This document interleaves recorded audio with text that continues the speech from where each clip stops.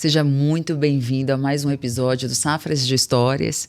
E a gente vai falar hoje de um tema importante e estratégico para o futuro da cafeicultura, que é a conformidade trabalhista e a responsabilidade na cadeia produtiva.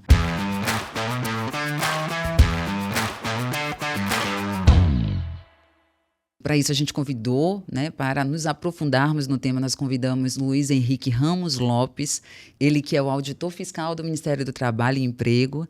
Muito prazer em conhecê-lo, muito prazer em recebê-lo aqui na cooperativa. Você que participou aqui conosco hoje da Jornada Trabalhista, uma série de encontros que nós estamos realizando justamente para tratar dos assuntos ligados à regulamentação trabalhista no Brasil e no mundo, de uma forma bem geral para os cafeicultores.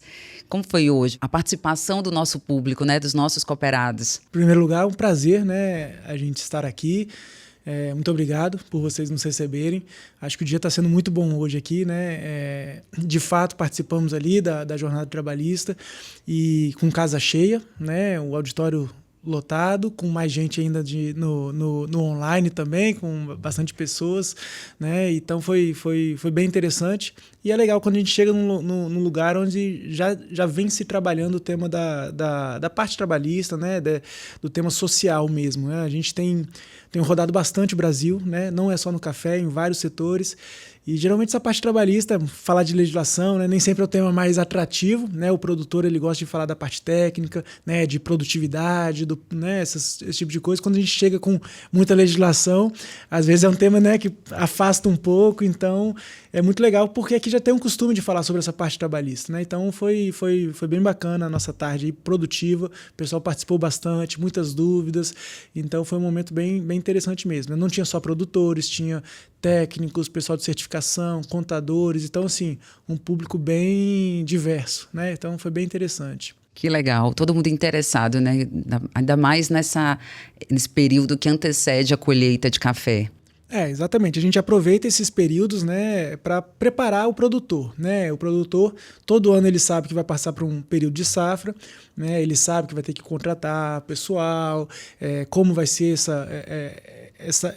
esse momento, essa safra, assim, Então, a gente aproveita esse período prévio para chegar com informação, para fazer uma parte bem preventiva, de orientação mesmo, trocar ideia, saber das dúvidas deles, para poder orientar, para a gente não chegar apenas com fiscalização. Não é que a gente abre mão da parte fiscalizatória, obviamente, mas ter esse momento prévio é importante para o pessoal já se preparar, promover o trabalho decente mesmo em toda a cadeia produtiva e estar preparado para chegar na safra, não ter nenhuma dor de cabeça, nenhuma surpresa e nenhum problema aí com a fiscalização. Luiz Henrique, em um cenário cada vez mais exigente, em mercado, a gente está falando de mercado nacional e internacional, a transparência, a rastreabilidade e o respeito às legislações deixaram de ser um diferencial para ser um critério básico para se manter hoje dentro de uma competitividade, principalmente no segmento café. E diante disso, dessa responsabilidade, a Expocacé, esse compromisso inicia tanto na admissão do cooperado, quanto durante a cooperação. Do ponto de vista reputacional e de mitigação de riscos, como é que o senhor avalia esse processo, esse procedimento que é executado hoje pela Expocacé, tanto na admissão dos cooperados quanto durante a cooperação? É muito importante, a gente tem falado assim, que as empresas, as instituições sempre têm uma área de sustentabilidade, para falar sobre essa parte do ESG, essa sopa de letrinhas aí de 3 letras apenas, que fala sobre o ambiental, social e governança, da empresa e tudo. E isso a gente viu que nos últimos anos essa parte ambiental ela evoluiu bastante, Como questão de desmatamento, então como prevenir esse tipo de coisa, evoluiu muito na parte ambiental. A parte social não evoluiu tanto, e hoje a gente vê que é a bola da vez, dessa sigla aí. E a gente sempre fala, tinha as áreas de sustentabilidade que tomava conta disso tudo, e hoje a gente vê, pelo que está acontecendo no mundo do trabalho, nessa questão toda de direitos humanos, empresas, essa parte está vindo para uma área jurídica também, porque está virando uma obrigação, né? Antigamente você tinha diretrizes, declarações, toda essa parte que se chama de soft law, né? Que é aquela a lei mais branda, não chega a ser lei, né? São apenas diretivas, diretrizes e tudo. E hoje não, hoje já existem legislações mesmo, né? Que a gente fala que é um endurecimento da lei. Então, ao redor do mundo inteiro, a gente vê leis de devida diligência que exigem que cada empresa, então se a gente está falando de vender para a União Europeia tem uma diretiva que exige que quem está vendendo aqui no Brasil tenha um controle da sua cadeia produtiva toda, né? É o que chama de devida diligência. Você tem que ter uma devida diligência em toda a sua cadeia produtiva, e aí a gente entra na parte de rastreabilidade que você falou, de certificações, esse cuidado de você saber quem que está produzindo. Não basta apenas ter a produtividade, sua produtividade é boa, você não desrespeita a lei ambiental, né? Mas e o seu trabalhador? Como é que ele está? Está sendo respeitado? Né? A gente está promovendo trabalho decente? Ele está sendo... O seu produto que você está vendendo, o seu café que você está vendendo, ele está sendo produzido de uma forma correta? Né? Então, é isso que a gente está avaliando agora, que está sendo feito isso ao redor do mundo inteiro, né? Então são leis de devida diligência e o Brasil não fica atrás, né? O Brasil vai indo nessa mesma linha, caminhando para isso também, inicialmente com alguma política nacional de direitos humanos e depois vai naturalmente virar alguma legislação nessa linha também, né? Que exige e aí vai trazendo uma série de normativas para isso também, quando a gente fala de responsabilização da cadeia produtiva, né? E quando a gente vem para cooperativas, né? A gente entende que é muito importante o papel da Expocacer e de outras cooperativas pelo poder de influência que ela tem sobre os seus cooperados, né? Então, a Expocacer agora, você falou de reputação, né? Ela não quer um cooperado dela que tenha um trabalhador sendo resgatado de uma condição análoga à escravidão, não quer o seu produto vinculado a propriedades com trabalho infantil, né? Então, isso é questão de uma reputação que demorou para chegar, né? Essa preocupação com essa reputação. Porque antes de ser uma preocupação com a reputação, tinha que ser uma preocupação de direitos humanos mesmo, né? Com aquele trabalhador, de não estar numa condição degradante, de não estar uma criança, um adolescente trabalhando, né? Então, mas são coisas que vão evoluindo aos poucos no mundo mesmo, e a gente acha que hoje já está num estágio que há uma preocupação grande com o social, né? Então isso é muito relevante e isso tem impacto no pequeno produtor, no grande produtor, né? É para todo mundo, né? Para o cooperado aqui e quem vai comprar de vocês, as grandes empresas, grandes corporações. Então isso aí vai de uma ponta a outra da cadeia produtiva, né? Verdade. Essa sua explicação me remeteu à questão da União Europeia e da NR1, né? Que estabelece as questões psicossociais. Isso. E aí eu te faço uma pergunta, né? As regulamentações internacionais, elas estabelecem obrigações indiretas aos produtores, aos cafeicultores, né? Trazendo aqui para a nossa realidade. Como é que essas regulamentações dialogam com as regulamentações brasileiras vigentes hoje? Hoje o Brasil ele tem legislações muito avançadas, né? Quando a gente fala você fala da NR1 dos riscos psicossociais, mas quando a gente vem para o meio do campo, a gente fala do NR31 mesmo, que traz todas essas condições de segurança e saúde no trabalho no meio rural, né? Então são NRs importantes, tem outras normas regulamentadoras também, né? E a legislação brasileira ela é de fato muito avançada, né? Então quando a gente vai falar do conceito de trabalho análogo à escravidão, né? Da escravidão moderna hoje. O conceito que o Brasil tem, ele vai muito além do que qualquer outro país, né?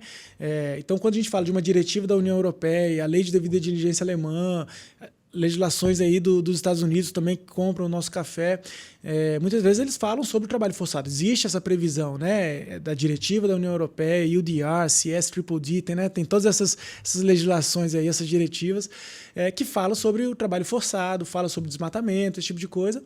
E o Brasil tem uma legislação que é muito avançada, né? A gente tem um conceito que vai além do mero trabalho forçado. A gente fala de trabalho degradante mesmo, né, do ambiente de trabalho.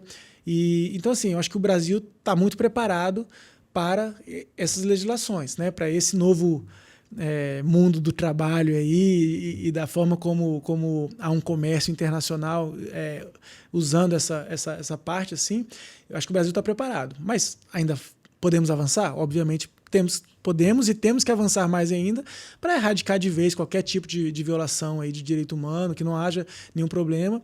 E a gente ainda tem a questão que a gente consegue individualizar, quando a gente encontra essas violações, a gente consegue individualizar aquele produtor, né, aquele empregador, para que não haja uma mancha em toda a cadeia produtiva, né? Para que não se fale, não, o café brasileiro está manchado. Não é isso. Houve algumas questões ali que a gente está trabalhando, está resolvendo, e o Brasil é transparente, né? A gente faz a política seriamente, a gente enfrenta com seriedade e a gente tem transparência, coisa que outros países muitas vezes não têm, né? E às vezes a gente até sofre alguns prejuízos pela nossa proatividade, pela nossa transparência, pela lisura do processo, pela seriedade que a gente enfrenta essas questões, né?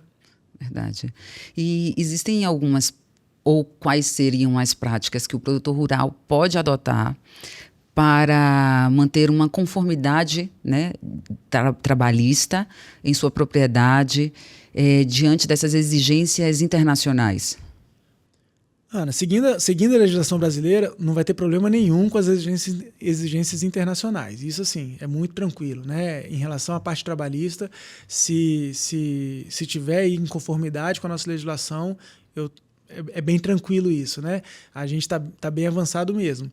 Agora, a nossa legislação, ela tem algumas questões que a gente vê que podem ser pontos de alerta aí para o nosso café hoje, para o meio rural, e às vezes até em outros setores também, no meio urbano e tudo mais, né? A gente está falando de formalização, né? A própria NR31, a gente tem algumas questões que a gente encontra, né? São irregularidades, e a gente tem que manter nisso, né? O que são irregularidades trabalhistas e que isso não vai impedir nenhuma exportação, e o que é uma violação de fato de direito humano, chegar nesse nível de ser um tráfico de pessoas, uma migração ilegal, trabalho análogo à escravidão, trabalho infantil. Então tem que ter só esse cuidado. Existem algumas irregularidades trabalhistas que a gente consegue sanar ali, faz uma notificação, às vezes vai ter uma autuação, né? E então esse tipo de coisa acontece, né? Mas que isso não vai ser nenhum empecilho para uma exportação, né? Então, seguindo e tendo a conformidade com a legislação brasileira, a gente está bem tranquilo aí para o produtor, né? Você avalia que as certificações, assim como a Expocacer oferece por meio do Departamento de Sustentabilidade e Certificações, é uma aliada do produtor nesse processo de se manter em conformidade trabalhista? Não, sem dúvida, né? A certificação privada, ela não substitui a auditoria pública ali, né? Do que a gente faz na auditoria fiscal do trabalho. Mas, obviamente, para um setor se regular, ela é salutar, né? É ótimo que os produtores tenham isso aí, que a Expocacer, por exemplo, né, como você estava falando, ela poder exigir isso dos seus cooperados, eu acho que é uma coisa que agrega valor ao produto de vocês, né? Então vocês são diferenciados porque a partir do momento que é uma certificação séria, os compradores vão ver, olha, naquela certificação você pode confiar, porque existem auditores privados confiáveis, existe um processo de auditoria privada ali que é feito de uma forma tal que a gente garanta essa conformidade trabalhista, né? Existem todo tipo de certificação aí no mundo, de vários setores, né? A gente vê, tem certificações boas, certificações que a gente fala, não, essa aqui acho que podia melhorar, tem uma série de coisas, né? A gente tem algum trabalho com algumas certificadoras já tem feito isso, mas para um ecossistema de conformidade, né? No mundo assim que a gente está falando, essas auditorias privadas, essas certificações privadas têm um papel relevante também, né? Até porque o governo ele tem limitações, né? A gente não tem, hoje somos aí 2.700 auditores fiscais do trabalho mais ou menos para o Brasil todo, para todos os setores, né? A gente não consegue ter um acompanhamento, né, de cada empresa e tudo, mas nem é para ser, né?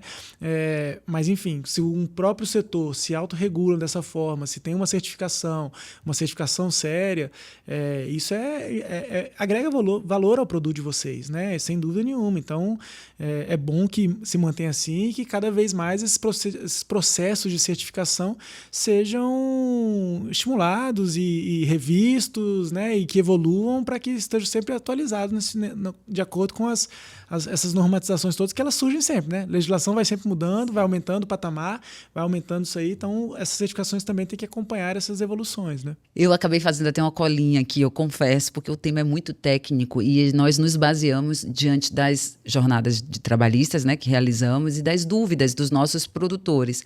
Então eu vou fazer uma pergunta aqui bem específica, vou ler Essa pergunta é: no âmbito das formas de contratação no meio rural, quais seriam os critérios técnicos que devem orientar a escolha entre contratos por prazo indeterminado, safra ou intermitente, visando segurança jurídica? Você falou que é técnico e às vezes é até difícil a gente responder em teoria, né? Por quê? Cada tipo de contrato, e além desses 3 que você falou, tem vários outros assim, dependem muito da atividade que o produtor tem na sua propriedade, né? Então, às vezes um produtor ele vai ter empregados ali na propriedade dele com diferentes tipos de contrato. Um vai ser o safrista, outro por prazo indeterminado. O outro chegou agora e ainda está no contrato de experiência. Tem um que está fazendo um galpão ali, que é um contrato por prazo determinado, né? Então, assim, depende da atividade que está fazendo. Se a gente está falando aí da colheita do café, normal, né? Provavelmente é um contrato de safra ali que ele vai pegar, né? E aí, desde o início, no momento que ele pisa na propriedade, já tem que estar com o contrato tudo certinho, né? Feito um exame médico antes para entrar na propriedade.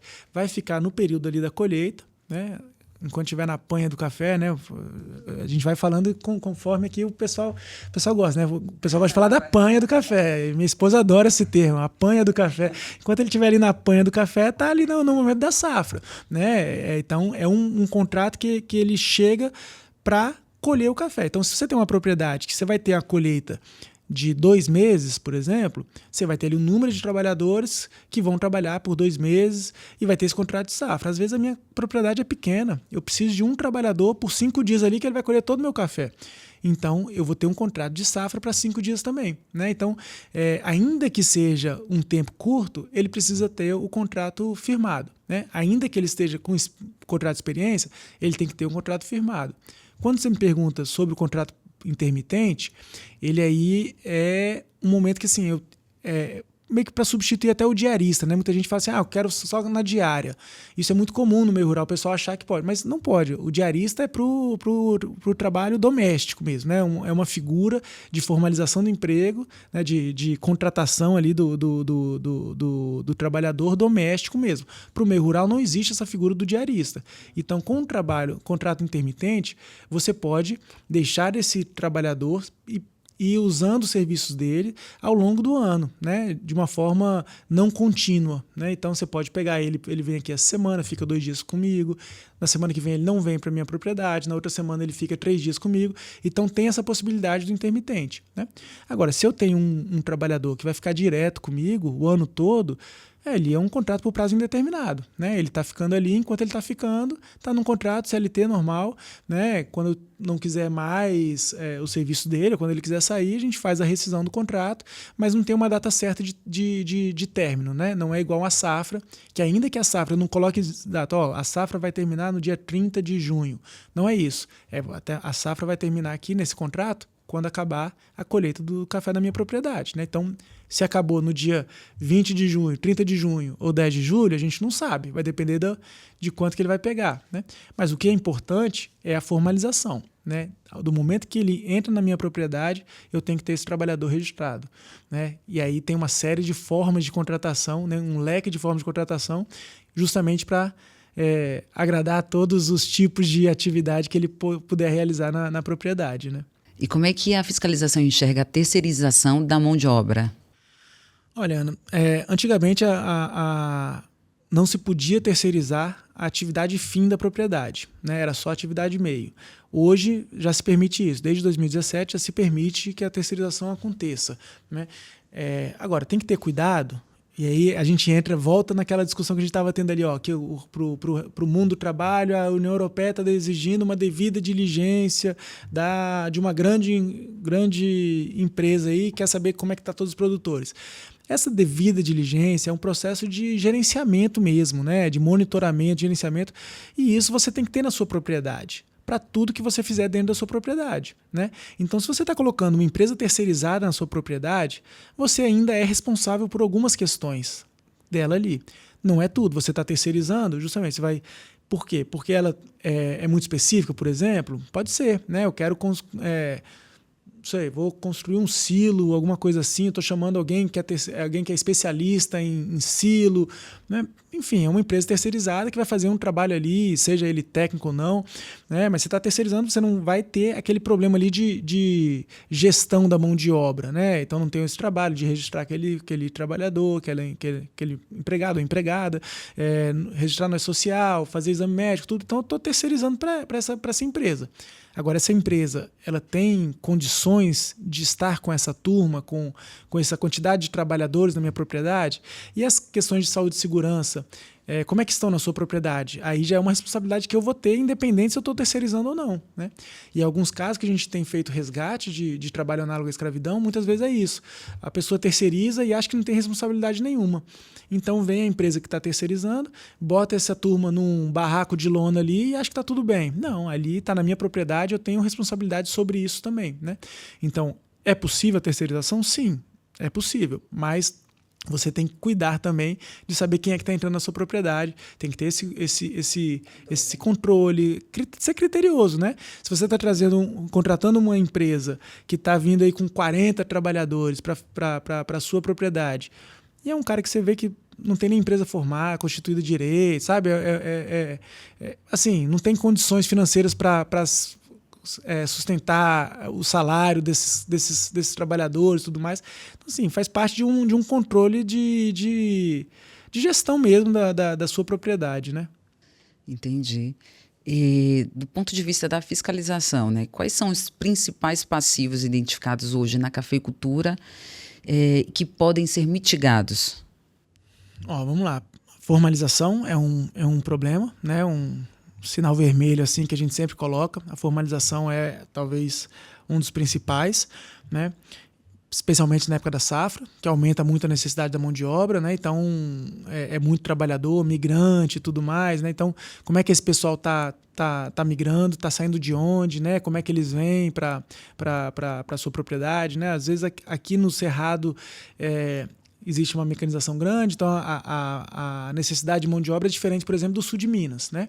Então, do sul de Minas vem muita gente do norte de Minas, do nordeste, vem muita gente. Então, como é que está sendo feita essa migração? Quando eles chegam, né? E aí os trabalhadores, seja migrante ou não, eles têm alojamento, vão ficar alojados ou não, né? E como é que é o alojamento, as condições sanitárias, fornecimento de água, aplicação de agrotóxico, está sendo aplicado, então está usando equipamento, está sendo capacitado para isso, né? Então tem algumas questões assim, mas quando você vai para essas condições de trabalho mesmo, né? Condições de segurança e saúde, o alojamento, o refeitório, as instalações sanitárias, esses são pontos de alerta também que o produtor tem que ficar sempre antenado, né? Com o que a legislação diz e como é que está a sua propriedade. Entendi. Quando você fala da contratação de migrantes, né, existem pontos que o produtor, o cafeicultor, deve ficar especialmente atento, né, a essa contratação? Com certeza. Por quê?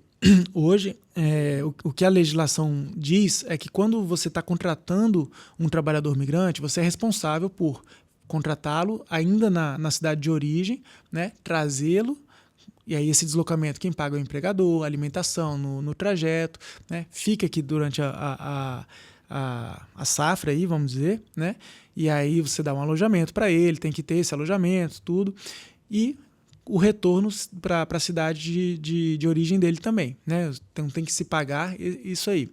O que acontece muitas vezes é um gato, um turmeiro, né? Que enche um ônibus, 40 pessoas, enche um ônibus e vem para cá. Às vezes o próprio produtor contrata esse gato para trazer esse pessoal para cá. Às vezes é o gato que é o turmeiro que tem os contatos aí dos trabalhadores e chega na frente da propriedade e oferece. Está precisando de quantos? Aí vai distribuindo o pessoal, né? Agora, esse gato, quem é ele? Ele tem uma empresa, porque é diferente um gato de uma empresa terceirizada, né, que está disponibilizando essa mão de obra, né? Então esses cuidados tem que ter, né? E aí quando o trabalhador migrante chega, muitas vezes ele com esse gato ele está devendo já a passagem dele de ônibus, está devendo alimentação. Aí o próprio gato cobra dele, você pode trabalhar ali, mas você tem que me pagar um percentual do que você vai ganhar, entendeu? Então, assim, começa a ter umas coisas de dívida, ele não tem alojamento, o próprio gato que aluga uma casa aqui na cidade e a casa está em situações precárias. Então, esse tipo de coisa, o produtor tem que estar ligado também, tem que estar atento, né? Porque, eu só contratei ele porque ele me ofereceu aqui, eu nem sei onde é que ele mora, mas é um pessoal migrante que veio daqui, você tem que saber, né? Você tem que saber quem está entrando na sua propriedade, né? Esse que é a questão toda, é gerenciamento mesmo de mão de obra e de negócio, né? A gente fala que hoje em dia não é mais aquele fazendeiro que tinha antigamente, né? Hoje é uma empresa mesmo, né? Com uma série de procedimentos que devem ser feitos, com uma estrutura mesmo de gerencial e tudo mais. E essas coisas tem que ter cuidado, né? Quem que está entrando na sua propriedade? Você tem que ter esse cuidado, né? E num caso, assim, né, alegórico como esse, o produtor se torna responsável pela atitude do gato? Às vezes sim, pode chegar a esse ponto, né? E às vezes a gente resgata alguns trabalhadores aí desse trabalho análogo à escravidão justamente por isso, né? Às vezes o próprio gato é um trabalhador também que seria, né? Tá ali junto da turma e tudo mais. Então, se ele está trabalhando na minha propriedade, ele veio de outro estado, está no alojamento precário, isso tudo, a fiscalização chega, ela vai buscar entender todos esses fatos que aconteceram, né? Para poder embasar a atuação e pode levar a uma responsabilidade do empregador também, né? Ok, eu vou fazer mais uma colinha aqui, mais uma pergunta. Em relação à NR31 e ao Programa de Gerenciamento de Riscos no Trabalho Rural, quais são os elementos mínimos indispensáveis para garantir o respeito mínimo à condição do trabalho? A NR31 ela vai falar sobre todas essas questões que eu estava falando ali, né, de segurança e saúde no trabalho, dentro do meio rural. Então a gente está falando de agricultura, silvicultura, pecuária, isso tudo, piscicultura. Então a gente vai falando sobre uma série tem para todas as atividades no meio rural, né? E vai falar sobre alojamento, moradia, silo, trabalho em altura, equipamentos. Então vai falar sobre uma bíblia da legislação trabalhista no meio rural. E o PGR-TR, que é o Programa de Gerenciamento de Risco no Trabalho Rural, ele não sei se é o coração ou se é o cérebro do negócio, sabe? Talvez a mistura dos dois, porque o programa de gerenciamento é você saber justamente tudo que tem na sua propriedade, todas as atividades que são feitas, por quem elas são desempenhadas e como elas devem ser desempenhadas. Por que isso? Para você poder fazer um diagnóstico da sua propriedade, um levantamento de risco, quais são os perigos da sua propriedade, tudo, e como que você vai agir diante desses riscos todos que são possíveis na sua propriedade, né? Então, quando a gente fala de equipamento de proteção individual, por exemplo, esse aí é o último recurso que uma propriedade tem que ter. Primeiro você tem que ver o ambiente de trabalho, equipamento de proteção coletiva, medidas organizacionais. Você tem que fazer tudo para que o trabalhador não precise de equipamento de proteção individual. Mas tem vezes que não é possível. Se você vai fazer uma aplicação de um agrotóxico, você tem que estar lá, bota aquela sacolinha, mochilinha, né? Vem aplicando o agrotóxico. Então você tem que ter um equipamento de proteção individual. Mas se você faz isso com um trator, aí você vai fazer um trator cabinado, que o agrotóxico não vai entrar no trator. Então você consegue ali uma proteção coletiva, né? É mais ampla do que uma roupa, né?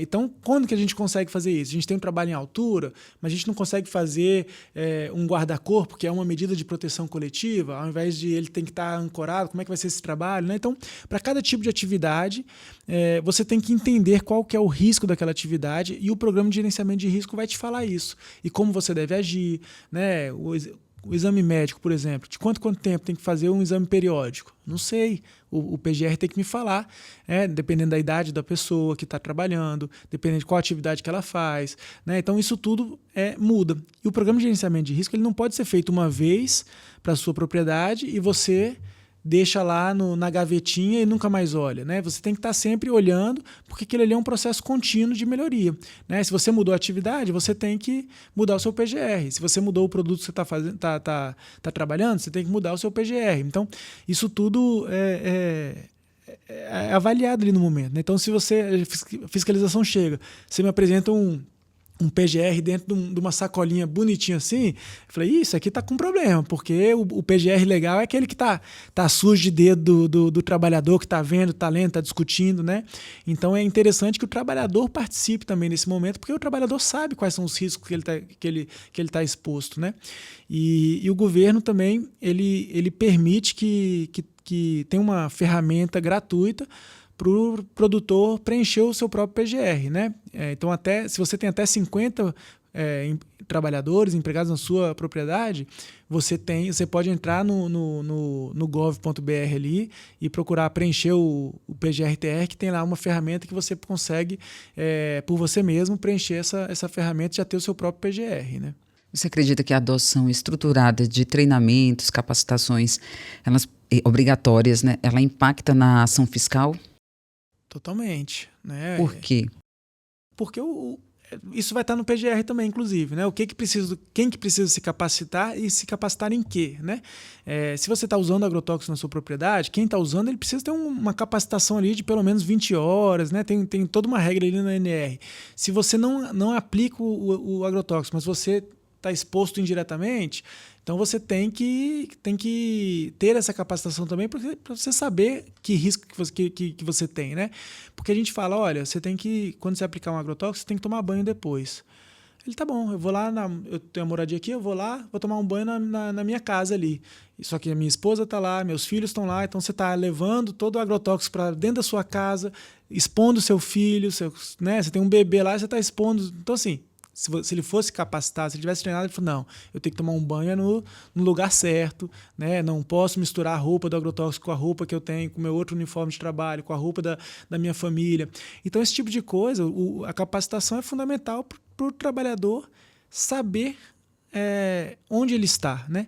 E a capacitação, você fala assim, eu vou fazer esse cara aqui é capacitado, mas o seu PGR vai falar que a sua propriedade é diferente da minha. Então, a capacitação que ele fez na sua propriedade pode ser diferente da capacitação que ele tem que fazer na minha, né? Então, aquilo ali é um ambiente de trabalho que não necessariamente se repete. Não necessariamente não, quase nunca se repete de uma propriedade para outra, né? Então, essas capacitações até para ele poder entender qual é o ambiente de trabalho que ele tem. E isso não impede, mas ajuda muito no controle de acidente de trabalho, adoecimento, esse tipo de coisa toda, né? E a Expocacé vem, né, promovendo uma série de encontros, que é a Jornada Trabalhista, que você participou hoje, a gente falou isso no início, além de ter um departamento de sustentabilidade exclusivo para orientar e estimular as boas práticas dos nossos produtores, né? E assim, consequentemente, o cumprimento das exigências do mercado. Como é que você avalia o papel de cooperativas como a Expocacé nessa preparação e no fomento às boas práticas agrícolas? Eu também acho fundamental, né? É muito importante. Isso vai muito na linha do que a gente conversou no início, né? Que o mundo hoje exige uma forma diferente de pensar, né? Se você pegar a Expocacé 20 anos atrás, as cooperativas em geral, né? É diferente como era a relação com os cooperados, né? Essa parte trabalhista, então, nem se fala, né? É deixada de lado mesmo, assim, pelas cooperativas. E hoje a gente vê que o mundo está muito interligado, né? Então não adianta nada eu ter aqui dentro da minha cooperativa, os meus cooperados vão agir desse jeito aqui, sem saber o que meu cliente precisa, né? O que ele quer, o que importa. Então, e às vezes a gente pode questionar, né? Mas será que eles têm razão? A União Europeia tem razão de exigir isso aqui tudo da gente? Será que eles estão exigindo a mesma coisa para a Colômbia, para o México, para a Etiópia, ou para o Brasil é diferente essas exigências? Eu não sei, né? Só que aí eles que estão comprando, né? E a gente está mandando muito café para eles e a exigência do cliente, né? Então, até que ponto a gente tem que se moldar ao cliente ou o cliente tem que se moldar a nós, né? A gente acaba se moldando ao que o cliente quer e que é importante e vai agregando valor ao nosso produto, né? E quando a gente vê cooperativas, instituições mesmo, empresas, né, que têm essa relevância, que têm essa importância, agindo dessa forma, a gente fica muito satisfeito mesmo, porque a gente entende o poder de influência que vocês têm sobre o cooperado de vocês, né? Então, quando vocês não aceitam algumas condutas que até pouco tempo atrás eram aceitáveis, isso muda totalmente o jogo, né? E isso é bom para vocês, é bom para os produtores, é fundamental para os trabalhadores e para o governo também, né? Então, assim, aquele acordo bom para todo mundo, né? Então, fica claro que o cumprimento das legislações trabalhistas, ela fortalece a cafeicultura no mundo de uma forma bem ampla, e além de atender às legislações, e possibilita o acesso a mercados exigentes, né, dos nossos produtores, inclusive. Eu agradeço pelos esclarecimentos aqui, pela sua participação na nossa jornada trabalhista, né, e faço um convite para quem está assistindo a gente. A jornada trabalhista de hoje foi gravada, estará disponível no nosso canal no YouTube. Mais uma vez fica aqui nosso agradecimento e um convite para uma próxima participação, tá? Não, Ana, obrigado, gente. Eu agradeço demais, né? Em nome do Ministério do Trabalho, o que a gente quer é estar próximo do produtor, do trabalhador, do técnico, do extensionista, de todos os atores sociais relevantes aí na cadeia do café, né? A gente aproveita mesmo esse momento aí entre a safra para estar mais próximo disso, preparar mesmo, que seja uma safra muito boa esse ano, né? A gente deseja isso aí para todos os produtores de café, que o Brasil continue aí no número 1 aí de país produtor, exportador, né? Que a gente possa gerar riqueza para o nosso país, gerar muito emprego e que sejam empregos decentes, que sejam bons, né, para todo mundo.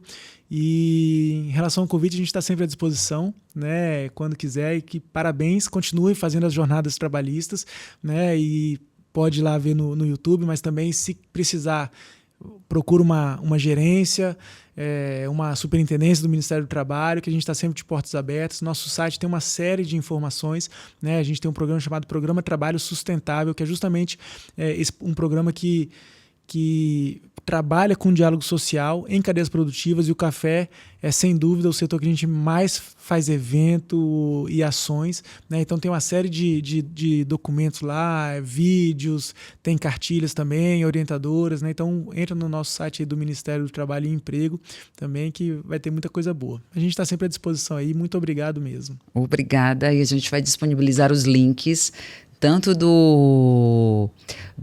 da jornada de hoje, quanto do Ministério do Trabalho, tá? Perfeito, ótimo. Obrigada.